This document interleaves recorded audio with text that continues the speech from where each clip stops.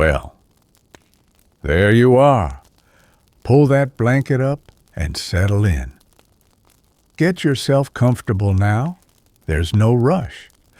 It's a good night to just be still for a while. The world's still out there doing whatever it does. But that's got nothing to do with you right now. You've done enough today. More than enough, I'd wager. So let's just sit together a spell and let the evening do its thing. Got the window open tonight, all the way open, not cracked, not propped with a book the way I do in March, when I'm not quite sure whether to commit. All the way. First time since October, maybe September. I always forget how much difference it makes until I do it again, and then I stand there for a moment and wonder why I ever closed it. There's birdsong coming through, late evening birdsong, which is a softer thing than morning birdsong. Morning birds have somewhere to be. They have an urgency to them, morning birds, opinions, announcements, things that apparently cannot wait. Evening birds are different. Evening birds are just finishing a thought, one or two voices, unhurried, trailing off. Something pleasant about that. The air is warm enough tonight that it doesn't cost you anything to let it in. That's how I've always measured the arrival of summer. Not the calendar, not the temperature exactly. I've had cold Junes and warm Aprils, and the calendar seems to be mostly a suggestion anyway. I measure it by whether the air is asking something of you or not. Cold air has a request in it. It wants you to acknowledge it, to dress for it, to adjust. Tonight's air has nothing like that. It's just there, easy, doing nothing in particular, asking nothing. That's summer. I used to measure the seasons by what I had to do in them. Spring was the list that accumulated over winter. All the things you'd deferred because it was too cold or too dark, or you simply didn't feel up to it. And now suddenly they were all due at once. Summer was one obligation after another, with the consolation of better weather. Fall was preparation. Winter was endurance. Every season had its demands, and you moved through them with those demands in mind, and that was the rhythm of the year. Somewhere in the last decade, I couldn't tell you the year. It happened quietly. I stopped measuring them that way. They became seasons again, the way they were when I was very young, before I had anything much to be responsible for. Spring came, and I noticed the light and the sound of it.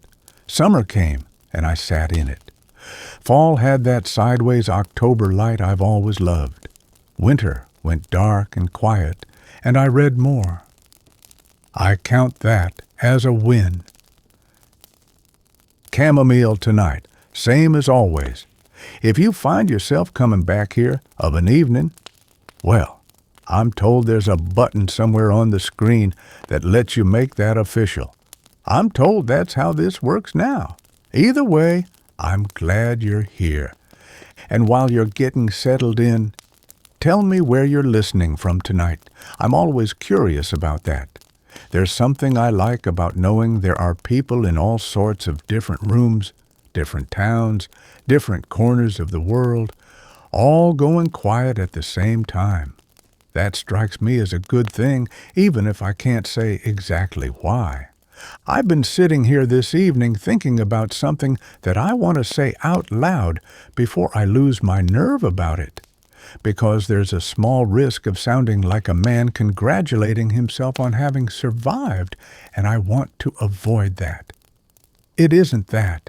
It's something more useful than that, I think, something I wish someone had told me when I was younger, though I'm honestly not sure I would have been able to hear it at the time.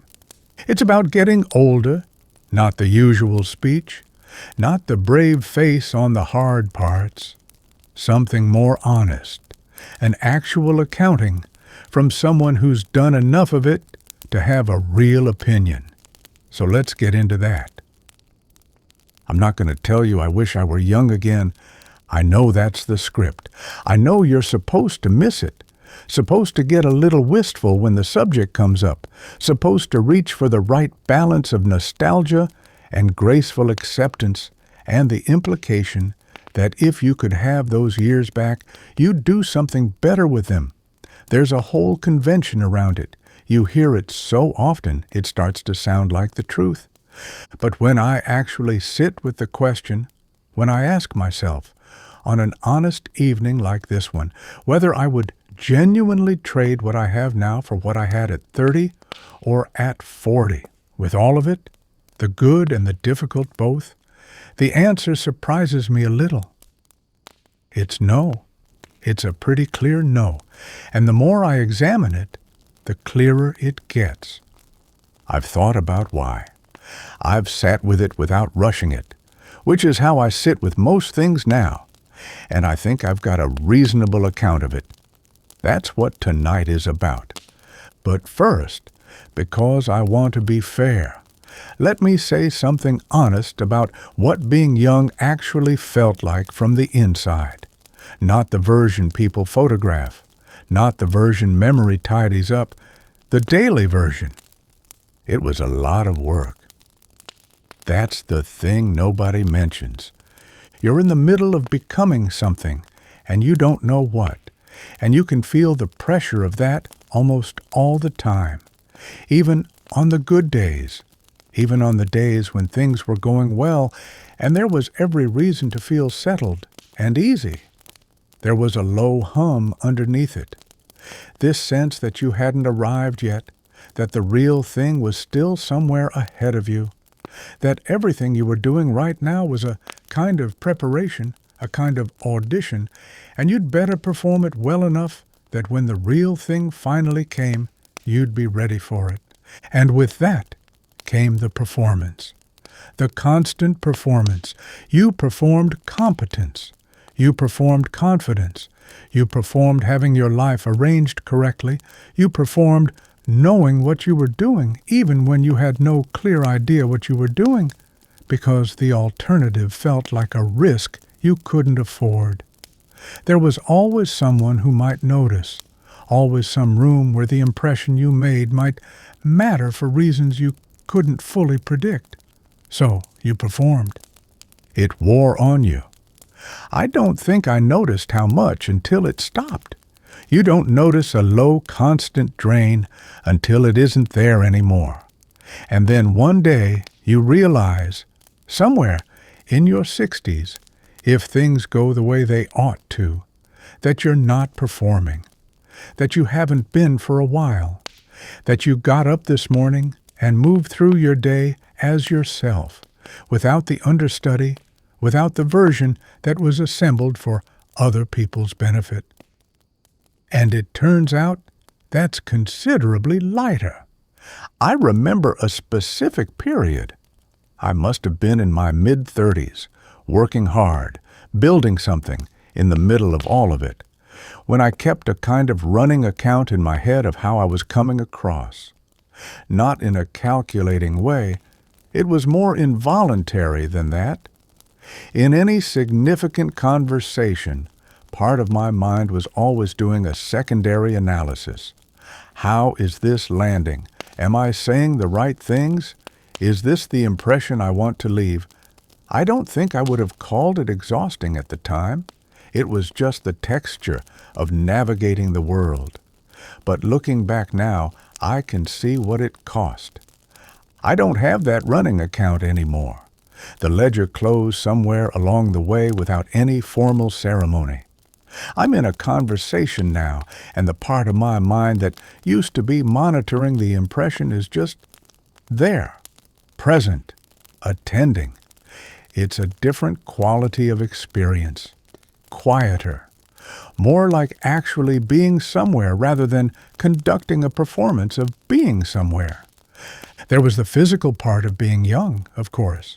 I'll get to that honestly, and from both directions, because that deserves its own moment.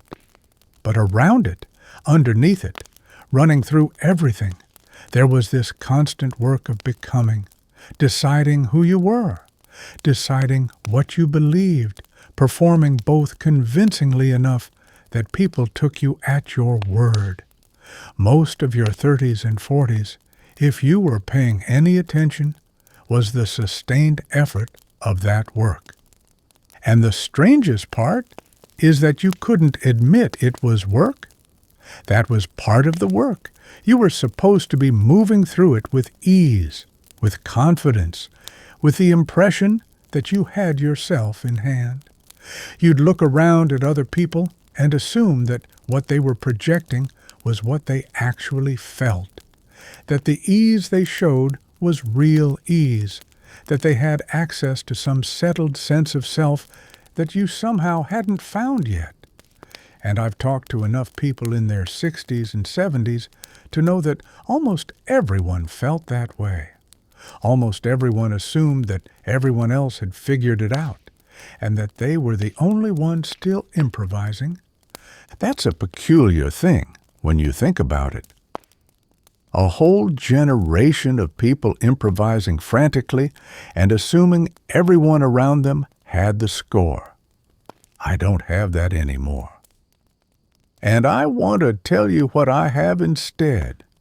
Somewhere in my 60s, I can't name the year, it happened quietly over several of them, I noticed that a whole category of positions I'd been carrying had simply expired. Not that I'd changed my mind exactly. It was more specific than that. I stopped needing to have a view on certain things at all, entire territories of opinion that I'd been maintaining for years, tending the way you'd tend a garden that you'd inherited from someone else and never quite thought to examine. All of that became optional, and I let it go. I've tried to trace where those positions came from. When I do it honestly, the answer is that most of them came from somewhere else. They were absorbed, not chosen. Absorbed from the people around me when I was young and impressionable, from the environment I grew up in, from the particular circle of people I ran with through my 30s, from the professional world I occupied for most of my adult life. Each of those environments had its orthodoxies. You took them on, generally, because it was simpler than examining them, and because belonging to any group requires paying a certain price in shared assumptions. So you paid it. I held those borrowed views the way you might hold someone else's coat, long enough that it started to feel like yours, long enough that you'd forgotten it had ever belonged to anyone else, long enough that if someone had asked you to justify it, you would have done so, and would have found the justification convincing, and would have had no memory of the fact that you'd never actually constructed the argument yourself. There was one in particular. I'm not going to name it, because naming it would make this about something specific when I want it to be about the general thing. But it was a position I'd held for 30 years on a question that I never once sat down and actually thought through from the beginning. I held it because the people I respected held it, and because holding it made me legible to them, and because not holding it would have required an explanation I didn't want to give. It was a social position dressed as a principled one. Most of us have several of those, if we're being honest. I was in a conversation and the subject came up, and I found myself about to say the thing I always said, and I stopped. Not because I'd had a revelation, because I simply noticed, for the first time with any clarity, that I didn't actually know why I held this position. I knew what the position was. I could have defended it, but the defense was borrowed too. I'd never actually gone back to the original question. I didn't say anything useful in that conversation. I said something vague and moved on. But I went home and sat with it, and over the following weeks, I did something I should have done 30 years earlier. I thought it through. Actually thought it through from nothing, as though I were encountering the question for the first time. And what I found surprised me. My considered position turned out to be more complicated than the inherited one, not opposite, but slower and less certain and more genuinely mine. Setting down the borrowed opinions wasn't a dramatic event. It was gradual, quiet, and unmourned. What replaced them was something lighter and more honest. I know what I believe from evidence and experience, and on everything else I've allowed myself not to know. I can sit in a conversation now and say, I haven't thought about that enough to have an opinion worth hearing, and mean it without embarrassment. That took longer than it should have.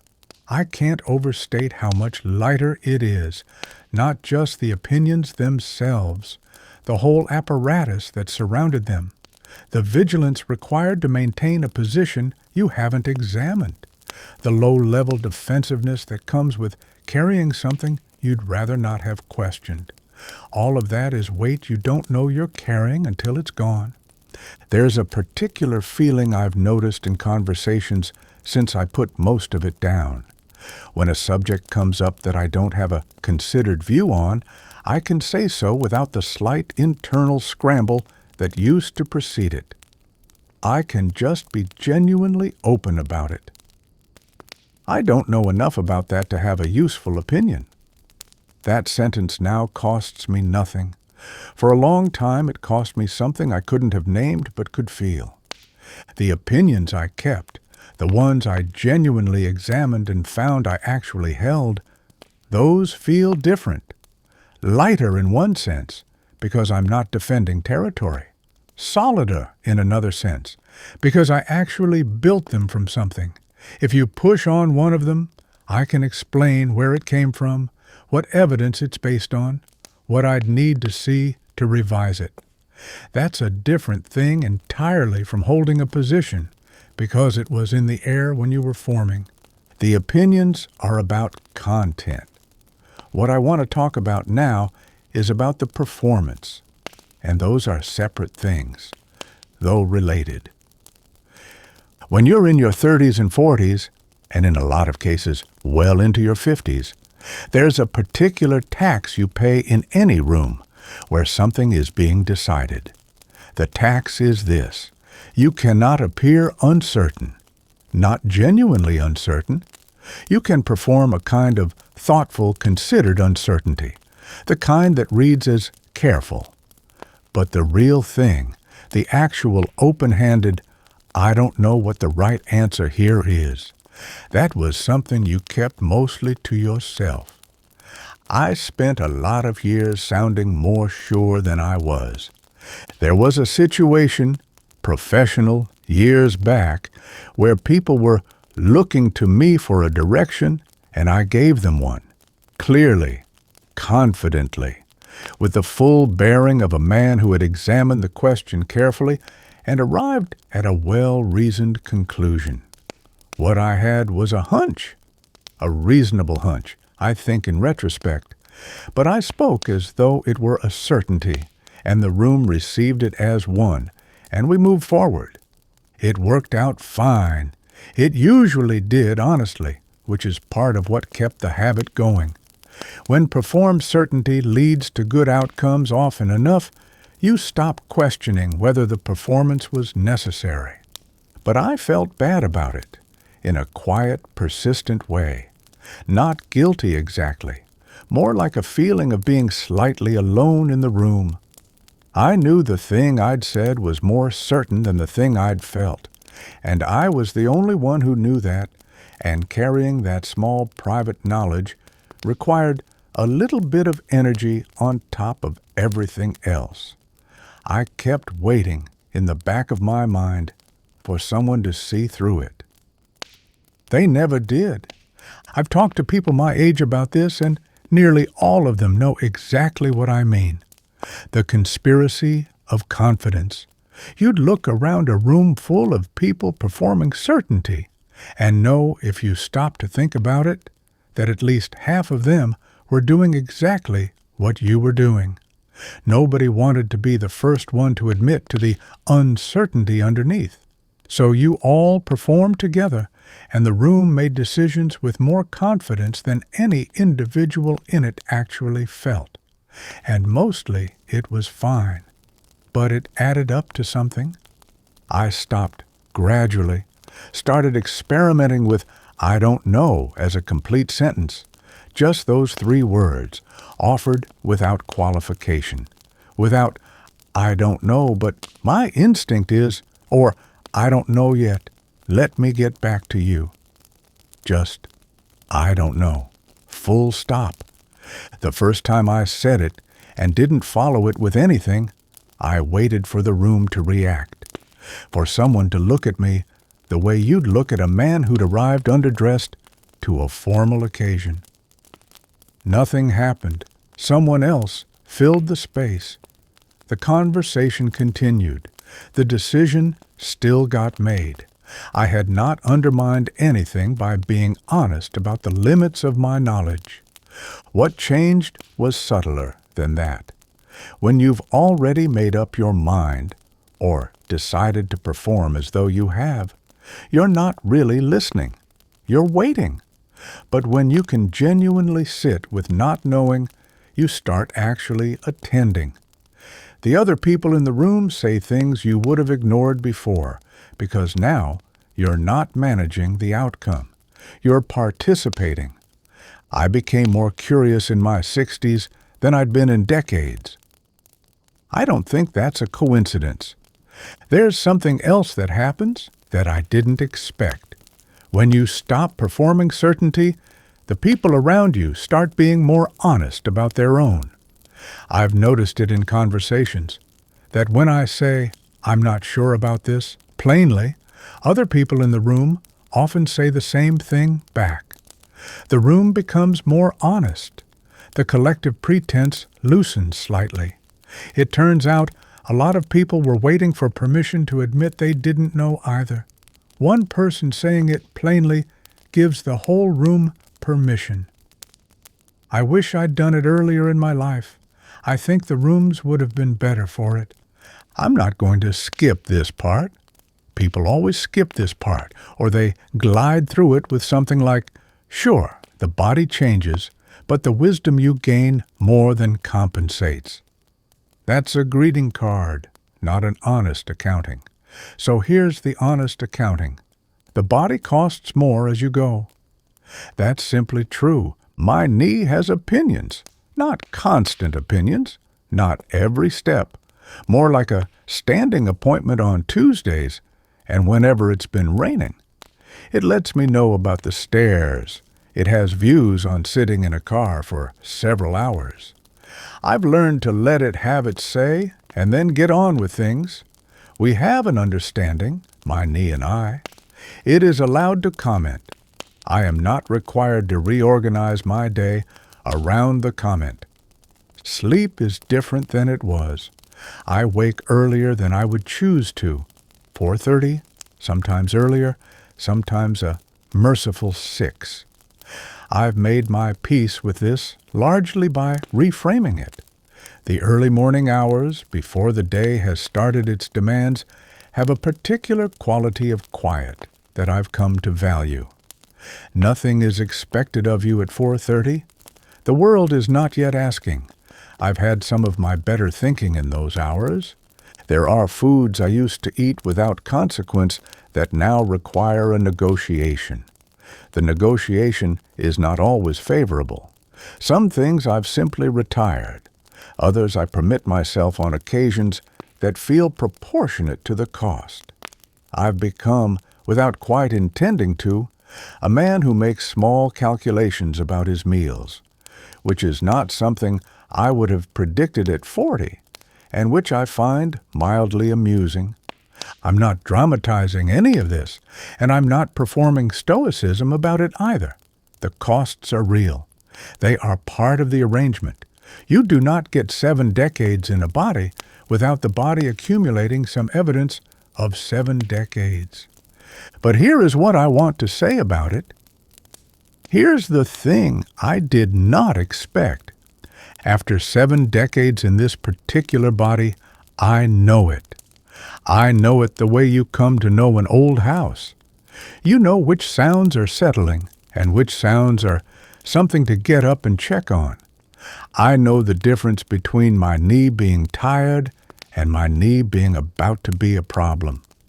I know when I'm genuinely unwell and when I'm unwell because I've been inside too many days in a row, or because I've been keeping company with someone who leaves me depleted, or because I've let something worry me for too long and it's sitting in the chest and calling itself a physical symptom.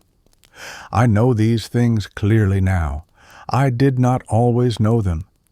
I spent a lot of years either ignoring my body or catastrophizing it, sometimes the same symptom in different weeks.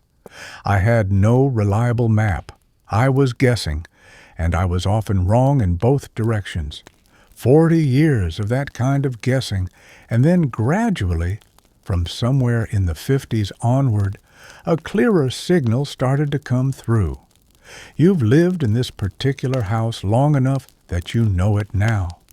You know the difference between noise and information. I know, for instance, that I need to be outside for some portion of every day or something in me goes flat. Not depressed exactly, just flat, a little gray around the edges, less interested. For a long time I thought this was mood, a character weakness of some kind, something to manage through discipline. It isn't. It's just how I work. 15 minutes outside and the flatness lifts. This is simple information that took me 30 years to clearly identify. I know that my thinking is best in the morning and unreliable after 8 in the evening. For years, I used to try to work through difficult problems at 10 o'clock at night, convinced I had the energy and produce conclusions that required correction in the daylight. I've stopped doing that. Morning problems get the morning. Evening is for other things. None of this is wisdom. It's just knowing the instrument you're playing. You can't know it at 35.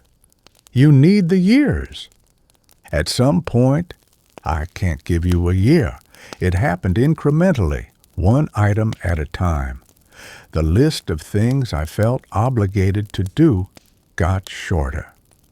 There were rooms I used to feel required to be in, events I attended out of a feeling I could never fully name, some mixture of social obligation and vague anxiety about what would happen to my standing, my reputation, some calculation I'd been running so long I'd stopped being aware I was running it. I would agree to attend things I had no genuine desire to attend, and then on the day itself I would feel the low weight of the obligation, and I would go and I would manage the event, and I would come home having spent several hours doing a version of being present that was mostly just getting through it.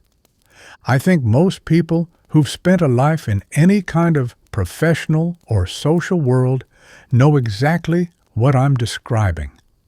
The gatherings that are nominally social but are actually professional or professionally adjacent. The dinners where the conversation is really just a long mutual assessment. The events you attend not because you want to be there, but because not being there might mean something, or might be noticed, or might require an explanation you'd rather not have to give. I attended all of those for a long time, years and years of them. The first time I declined one without an excuse ready, no prior conflict, no invented engagement, nothing but the plain truth that I wasn't going to make it. I prepared myself for a consequence. I had some idea that the consequence would come in the form of a cooled relationship, or a remark, or someone noting my absence in a way that cost me something. I waited for it. Nothing happened. The event occurred without me. The people there apparently found other things to talk about. My absence was, as far as I could tell, not a subject of any particular interest to anyone. The whole elaborate calculation I had been running about the cost of not attending turned out to have been based on a very greatly inflated sense of how closely anyone was watching. That was a useful piece of information. I applied it broadly. The list that remains is short and, on examination, mostly things I'd choose anyway. People I actually want to see. Work that still interests me enough to be worth doing. This here, in this chair, with the window open and the late evening birds. I am not performing attendance right now. I am simply here because I want to be here, because this is where I am and what I'd choose to be doing with this particular hour. I find, when I remember to notice it, that that's a remarkable thing. My father was a good man, a hard-working man, and he spent most of his life in rooms he felt required to occupy. He sat at tables he would rather not have sat at, and had conversations he'd rather not have had, and attended obligations that cost him evenings he could have spent otherwise. He did this because he believed, I think sincerely, without much examination, that this was what was required of a person of his standing, in his time, in his community. But I watched the cost. I watched how he carried the weight of all that requirement. He was tired in a way that sleep didn't fix. The tiredness of a man who has been in performance for 40 years and doesn't know how to stop. I don't think he ever got to the shorter list. I think he died with the full list, attended to completely, and I think that was a loss. I thought for a long time that I had escaped that inheritance. I had not, but eventually, slowly, I got there. Shorter list, better rooms, I recommend it. When the noise drops, the signal gets clearer. That's not metaphor. That's just what happens. I know what I value now in a way I did not at 40. Not because I'm wiser in some abstract CT sense, but because I've had long enough to run the experiments. I wanted certain things over the years. With some degree of conviction, I pursued them. I got some of them. And I can now tell you, from evidence, what they actually delivered. The honest accounting is that they delivered less than I expected, and what they delivered was not quite what I'd been imagining. This is not a complaint. This is information, because it clarified something I'd been confused about for a long time, namely, what I was actually after. What I was actually after, it turns out, is fairly simple. Embarrassingly simple, by one way of looking at it. A certain quality of afternoon. The kind where the light is good and there's no particular schedule, and you're with someone or near someone who doesn't require anything of you that day, who simply finds your company acceptable and you find theirs, and the afternoon goes wherever it happens to go, and by the end of it, you've been somewhere without having gone anywhere. Those afternoons matter more to me than almost anything I could name. A conversation that doesn't need to go anywhere. You know the kind. Both people present, neither one performing, no agenda under the surface. You find yourself, an hour or two later, having talked about 6 different things, and laughed at something that required a certain shared understanding to find funny, and you've arrived at a genuine understanding of something you weren't sure you understood before. Those don't happen as often as you'd like. When they do, they stay with you. The specific pleasure of doing something slowly, because there's no reason to hurry it. I spent a great many years doing things at the pace I had available, which was usually too fast. You read a book at the pace of a man who needs to finish it, rather than the pace it was written to be read at. You take a walk at the pace of exercise rather than the pace of noticing. You eat a meal at the pace of a meal that needs to be followed by something else. The things I remember best, I have noticed, are the things I was moving at the right speed for. The rest was transit. Let me say a bit more about that because I think it's worth saying carefully. There was a period, I was in my mid-40s, things were busy in the ordinary busy way, when I would have told you, if you'd asked, that I valued a quiet afternoon. I would have said it with some conviction, but looking back now, I don't think I actually knew how to have one. I'd sit down intending to be still, and some part of me would immediately begin organizing the stillness, thinking about what needed doing next, assessing whether I was resting correctly, efficiently, getting the restorative value out of the time. I couldn't just be in the afternoon. I was always doing something with it. The first time I actually was in an afternoon, just present in it, not doing anything with it, not accounting for it. I'm not sure I noticed it happening. I think it crept up. I think somewhere in my late 50s I simply stopped trying to manage the quiet, and the quiet became something you could actually inhabit. That shift was not dramatic, but it was one of the better things that has happened to me. None of these things cost anything. I find this information both settling and, I'll admit, mildly funny. I spent decades acquiring, arranging, optimizing, convinced that the well-arranged life would deliver the feeling I was looking for.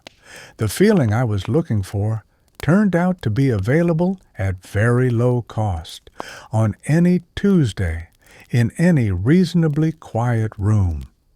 There was a neighbor of mine. Years ago, she's been gone a while now, but I still hear her voice on things, who had an extraordinary garden and the equanimity to match it. She said something once about her tomatoes, I think, that I've quoted to myself more times than I can count. She said, "You can't hurry a thing that's already doing its best." Just like that, casually, like she was reading it off the back of a seed packet.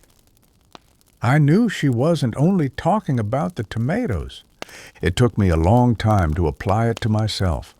I was in some hurry with my own development for a long time, trying to improve faster, arrive sooner, become the better version on an accelerated schedule. I am not sure what I thought the rush was. Whatever I thought it was not worth it. You can't hurry a thing that's already doing its best. Setting down the hurry was one of the better things I've done with the last decade. There is one advantage of age that cannot be faked, borrowed, or arrived at early.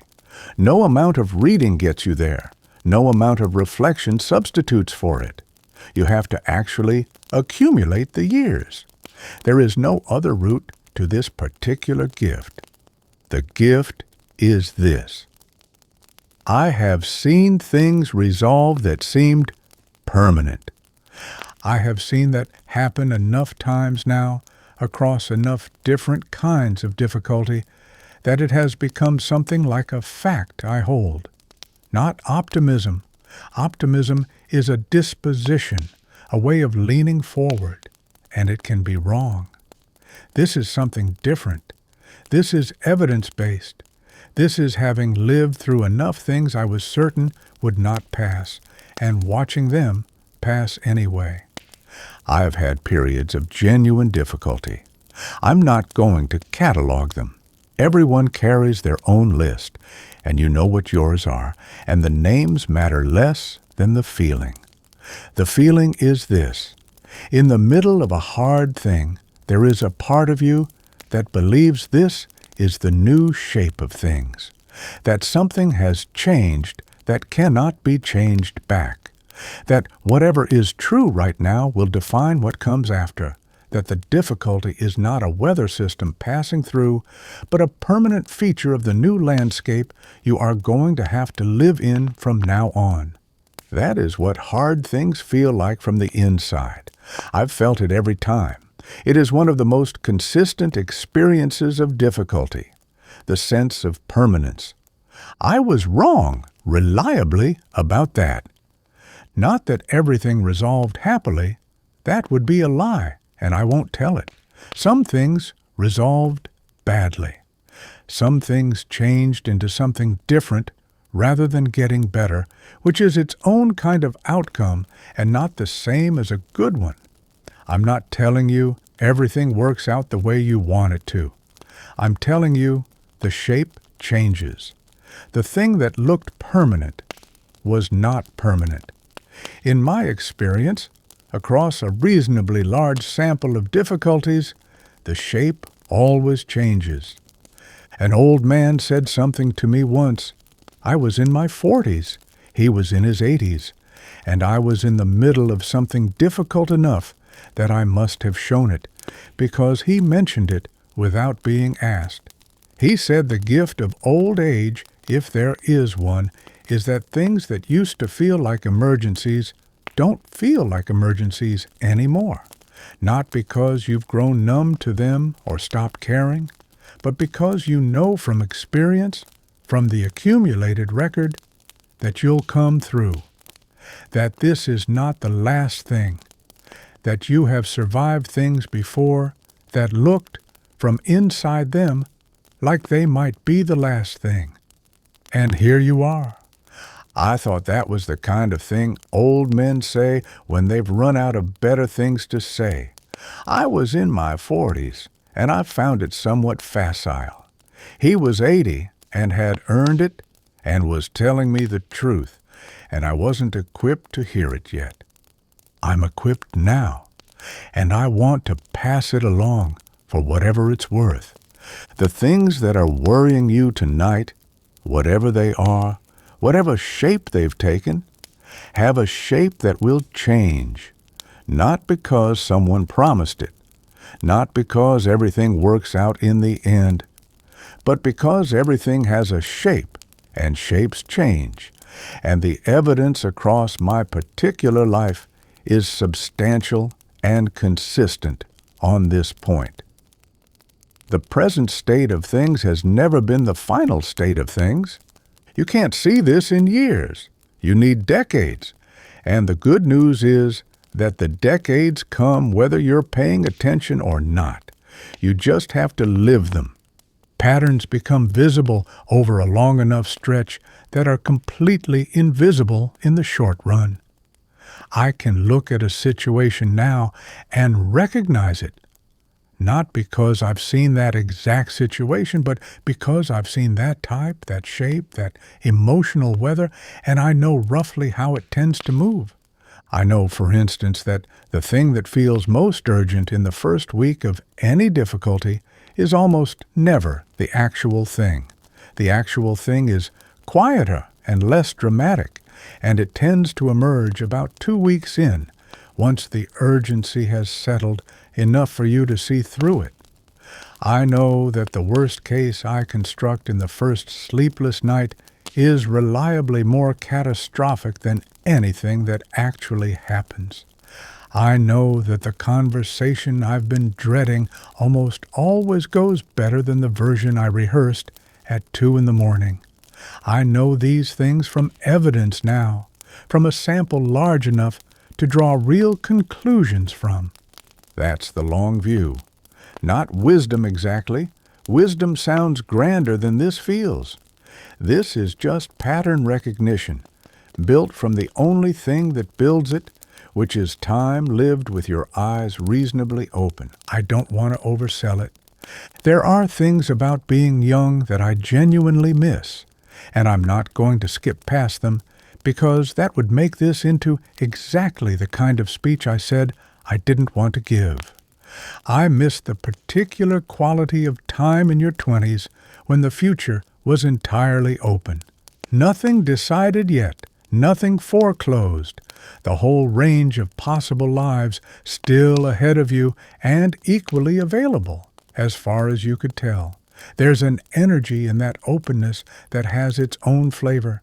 You breathe it in, It's a little dizzying and a little frightening and quite wonderful, and you don't know how wonderful it is until you're past it. I know that. I don't have that anymore, and I wouldn't pretend otherwise. I miss the physical energy, not the specific energy of any particular activity. I can still do most of what matters to me, if more slowly and with more negotiation than before. I mean the general surplus of it, the energy that didn't need to be managed, because there was always more of it. That was a nice thing to have. I miss the first time with a lot of things. The first time you hear a piece of music that reconfigures something in you. The first time you're in a city that does what certain cities do to certain people. That sense of scale and history and human ingenuity all at once. The firstness of those things doesn't come twice. You can return to the music, you can return to the city, but you can't return to not knowing it yet. That's a real loss. I'll grant it. There was a piece of music, I won't tell you which one, it's a private thing, and besides, it wouldn't be the same piece for you, that I heard for the first time when I was 23 in a room with bad lighting and a decent enough sound system, and it did something to me that I've spent the rest of my life trying to understand.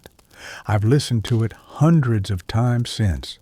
I love it still, but I will never again be the person who hasn't heard it yet, sitting in that room not knowing what's about to happen. That person is gone, and that first hearing is gone with him. I think about that sometimes, not with grief exactly, with a kind of fond respect for the fact that it happened at all.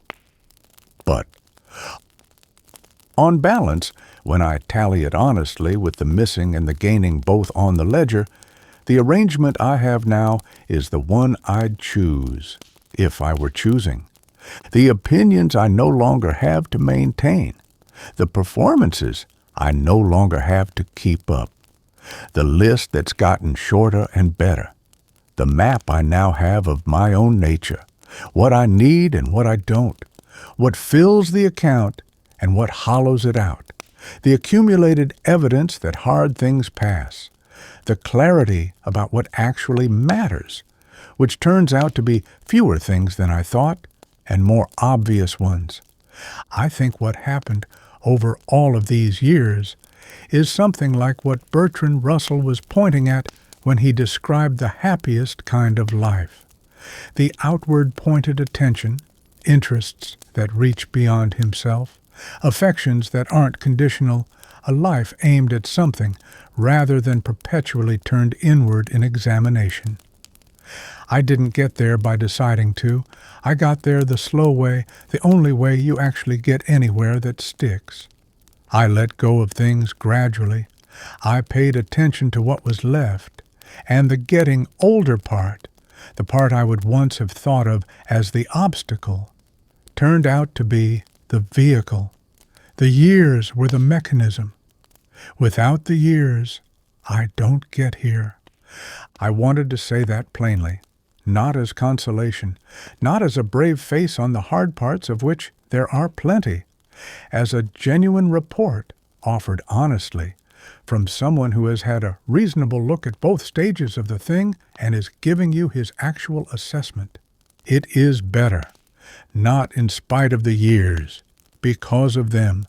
Whatever is keeping you awake tonight, the things that are unresolved, the things about yourself you're still figuring out, the places where you're not yet certain of your footing, those are the texture of becoming. They don't stay that way. They change into something else. I know that because I'm standing on the other side of quite a few of them, looking back. And what I see, looking back, is not a man who arrived anywhere dramatic. No single moment where the fog cleared and the answer was there. It was a gradual lightening, that's all. Things got quieter. The list got shorter. The signal got clearer. Slowly enough that I barely noticed it happening. And then one evening, I noticed it had happened, and I sat with that for a while, and it was good. That evening will come for you too. I can't tell you when, but I can tell you it comes, because I'm sitting in it right now, with the window open, and the birds finishing their last thoughts, and a cup of chamomile that's gone lukewarm while I was talking. You'll get here, and when you do, I think you'll find it considerably more comfortable than being young. That's what I wanted to say. I'm glad I got to say it. The bird song outside has settled. One bird finishing a thought. Then quiet. The air through the window is still, a good still, not the held breath kind, just the evening doing what the evening does, which is to say, slowly removing all the things that aren't essential. I'll stop talking now. Not because there's nothing more to say. There's always more. But because the good news about getting older is that eventually you stop needing to be told the good news about getting older. You just notice it yourself, one evening, without anyone having to point it out. That evening will come for you. It might be years from now. It might be sooner than you think.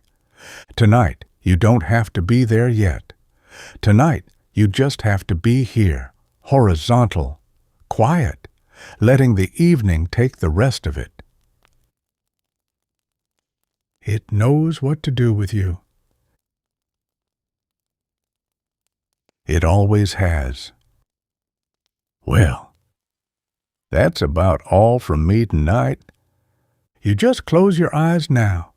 Don't worry about what's coming tomorrow. It'll sort itself out, same as it always does. You did good today. Sweet dreams now. I'll be right here.